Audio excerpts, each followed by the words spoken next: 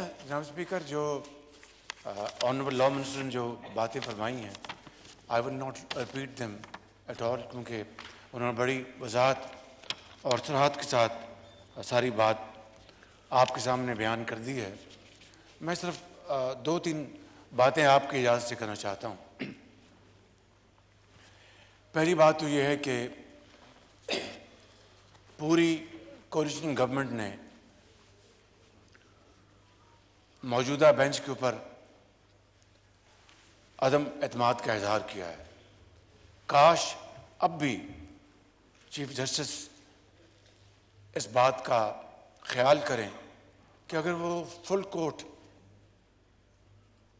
को बिठा दें, माइनस जिन दो जजेस ने पहले ही रिक्यूज़ किया है, तो वो फैसला शायद पूरी कौम को मानने में ज़रा भी जनाब स्पीकर दिक्कत नहीं होगी।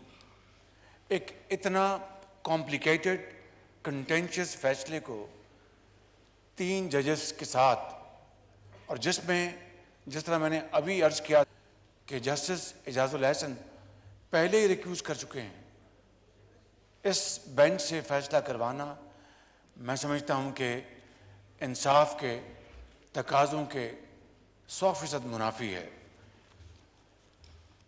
दूसरी बात जनाब स्पीकर, मैं आपसे ये करना चाहता हूँ,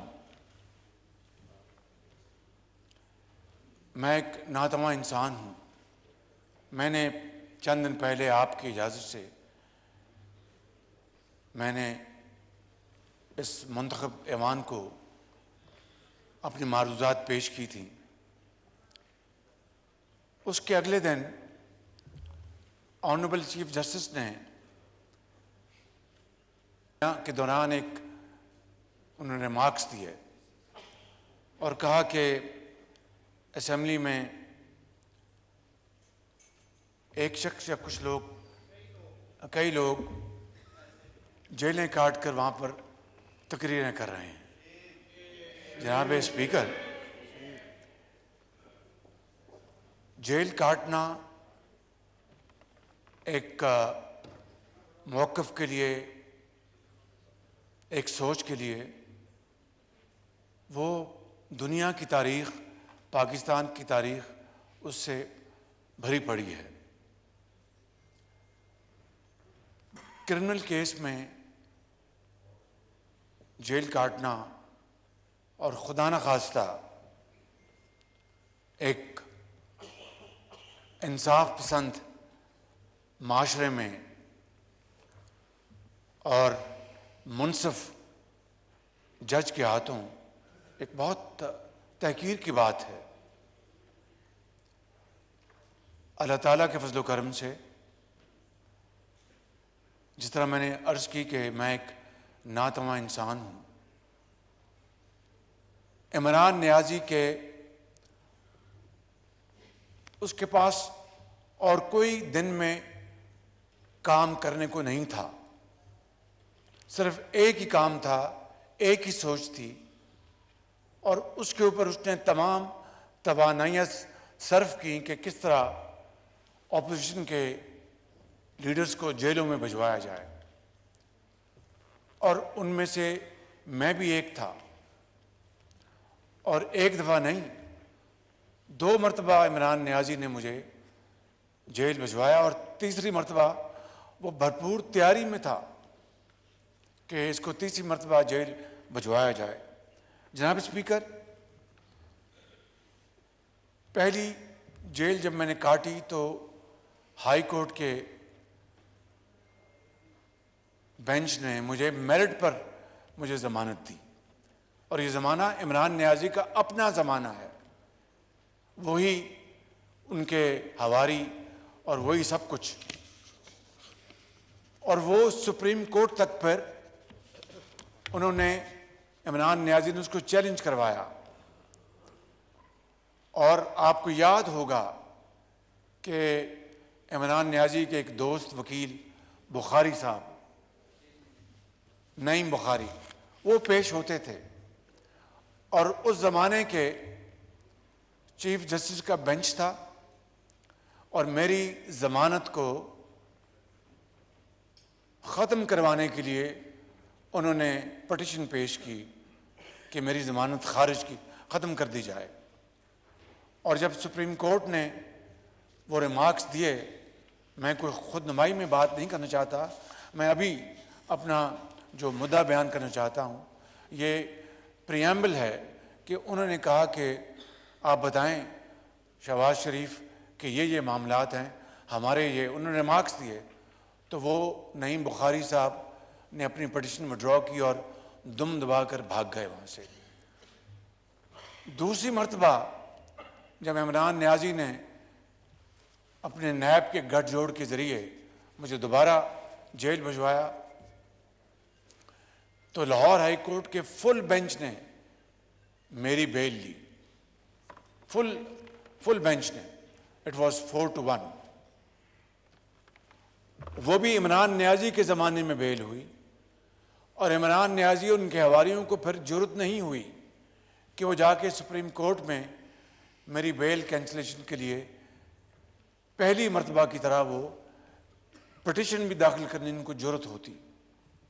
यह अल्लाह ताला की बेपाया फजल करम है कि मैं मेरिट पे रहा हो कि आज जनाब स्पीकर आपके सामने पेश हूँ और इस ऐवान के सामने मौजूद हूँ।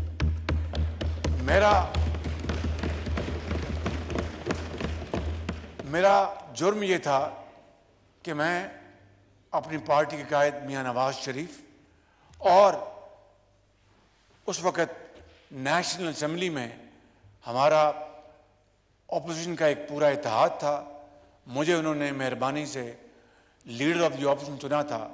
मेरा कसूर ये था कि मैं उनके साथ, अपने साथियों के साथ उस हुकूमत की जो गलतकारियाँ थी, तबाहकारियाँ थी, उनको हम डट कर इस ऐवान में आप मेरे साथ यहाँ पर मौजूद होते थे, हम भरपूर आवाज़ उठाते थे। मगर इमरान नियाज़ी को ये मंजूर नहीं था और वो हमें और मुझे रास्ते का अपने वो एक कांटा समझता था, और वो समझता था कि मैं इन सब को सजाएं दिलवाऊं और फिर आराम से मैं नीरो की तरह बांसुरी बजाता रहूं, चाहे रोम जलता रहे। जनाब स्पीकर, ऑनरेबल चीफ जस्टिस ने ये बात कही, तो क्या ये जुर्म है कि पूरा अपना मुकदमा लड़कर हाई कोर्ट्स के सामने और मेरिट पर फैसला हो? तो ये क्या इज्जत और तौकीर की बात है, या मुझे आप बताएं कि शर्मसारी की बात है और नदामत की बात है? मैं अल्लाह ताला के फजल करम से उसका मैं जितना शुक्र अदा करूं कम है कि आज मैं इस मुअज़्ज़ज़ ऐवान में मौजूद हूं और अल्हम्दुलिल्लाह मैं सर उठा के मैं बात कर सकता हूं। क्या ये बेतौकीरी की बात है या इज्जत की बात है? अलबत्ता ये ज़रूर है कि मैं आपके तोहफ़े से, जनाब स्पीकर, आप इस हाउस के आप मुंतखब आप स्पीकर हैं और आप इस हाउस को आप चलाते हैं कानून और जो रूल्स हैं उसके मुताबिक, ना कि गैर आइनी और गैर मुरवजा तरीके से। मैं आपकी खिदमत में ये अर्ज़ करना चाहता हूँ और आपके तोसुस से चीफ जस्टिस को पूछना चाहता हूँ कि मेरे बारे में या दूसरों के बारे में तो आपने फरमा दिया कि ये आज असम्बलियों में तकरीरें करते हैं, इन्होंने जेलें काटी हैं। क्या हमारे ख़िलाफ़ जो बेबुनियाद केसेस बनाए गए थे, क्या हम ज़मानत की हद तक सुरखरू होके आए हैं कि या फिर हम खुदा न खास्ता हम बेइज्जत होके आए हैं? लेकिन मैं चीफ जस्टिस से ज़रूर पूछना चाहता हूँ कि एक ऐसा जज जिसके खिलाफ इल्ज़ामात की हद तक बहुत सख्त इल्ज़ामात लगे हैं, आप उनको साथ बिठाकर कौम को क्या पैगाम देना चाहते हैं?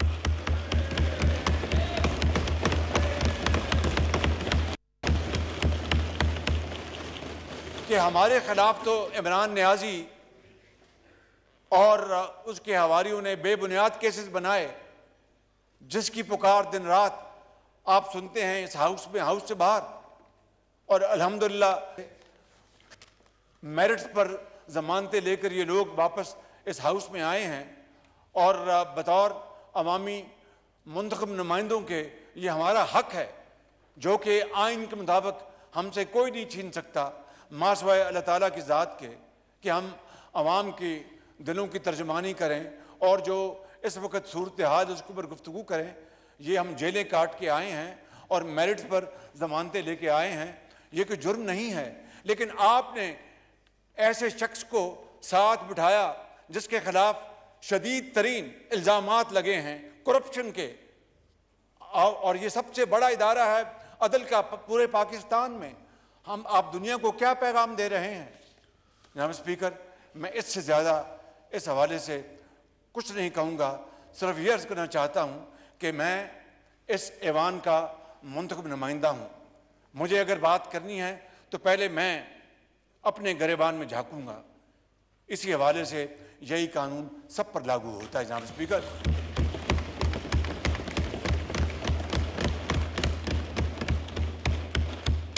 और आज की ताज़ा खबर आपको देता हूँ। इन लोगों को, मेरे कॉलीग्स को, जिनको जेलों में भिजवाया गया, इनके बच्चों को भिजवाया गया, इनकी अपना बहनों को भिजवाया गया, बेटियों को भिजवाया गया, और भोंडे इल्ज़ामात। जनाब स्पीकर, काश ऑनरेबल चीफ जस्टिस ये कह देते कि शहबाज शरीफ ये पंडोरा बॉक्स लेके गए थे लंदन में और नेशनल क्राइम्स एजेंसी को वही जो मुकदमा मेरे खिलाफ FIA में था वहाँ भिजवाया। 2 साल उसकी तहकीक हुई। अल्लाह ताला ने जनाब स्पीकर मुझे सुरखूर नहीं किया, आपको सुरखूर किया, इस मस्जिद ऐवान को सुरखूर किया, 22 करोड़ आवाम को सुरखूर किया। ऑनरेबल चीफ जस्टिस इसी का जिक्र कर देते।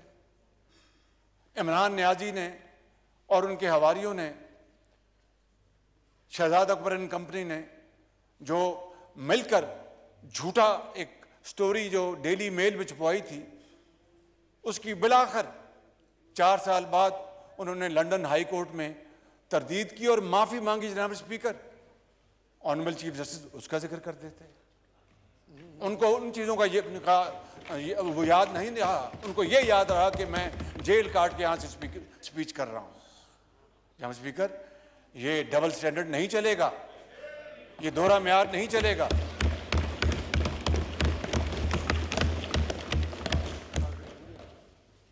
और आखिरी बात आपकी इजाज़त से, आज ही मैंने टेलीविजन में देखा कि इस्लामाबाद हाई कोर्ट में इमरान नियाजी और उनकी अहलिया मोहतरमा की वकील ने कहा कि इमरान नियाजी की जो अहलिया मोहतरमा है, she was not an public office holder. जनाब स्पीकर, यही बात ख़त्म हो जाती है। अगर ये बात है तो मरियम नवाज शरीफ की बेटी, वो तो नहीं थी पब्लिक ऑफिस होल्डर, उसको जेल से गिरफ्तार कर लिया गया। तो नजर आ रहा है सामने लिखा हुआ है जुल्म मिटने के लिए 2 चीजों से मिटेगा भाई। एक, अदल की कुर्सी पे जो लोग बैठते हैं ना, वो अदल के हिसाब से फैसले करने लगे। दूसरा, कौम निकल खड़ेगी उस जुल्म के खिलाफ, तो जुल्म खत्म हो जाएगा। या इन दोनों में से कोई एक चीज हो जाए या दोनों हो जाए। अगर 420 का मुकदमा था, उस वक्त अदलिया में जो लोग बैठे हुए केस देख रहे थे, वो पूछते ना यार चीट हुआ कौन है। जब उनको दिखता कोई चीट नहीं हुआ, केस खत्म कर देते। तो जालिम जुल्म कर ही नहीं पाता। 9 जजेस ने नोट बिफोर किया मेरे केस को यार, 1.5 साल चला। शख्सी जमानत का केस, सेम केस इस्लामाबाद में कर दिया। एक ही इल्जाम पे 2 केस हो नहीं सकते भाई। मतलब 60 दिन का वक्त होता है। 102 दिन के बाद मैं जीत गया, केस बरी हो गया। 102 दिन के बाद अपील फाइल की, एक्सेप्ट कर ली। नहीं करते ना एक्सेप्ट, खत्म हो जाता ना जुल्म यार। भरी अदालत में मुझे बरी कर दिया, फिर पता नहीं क्या हुआ 2.5 घंटे बाद का नोट बिफोर। मैं नहीं सुनता ये केस, खड़े रहते अपने फैसले पे, मिट जाता जुल्म। अल्लाह ताला ने बिठाया इन कुर्सियों पे इनको यार, ये अल्लाह ताला की तरफ से फैसले करने हैं। तो या तो ये फैसले आएंगे, जुल्म मिट जाएगा, या कौम खड़ी हो जाएगी जुल्म के खिलाफ।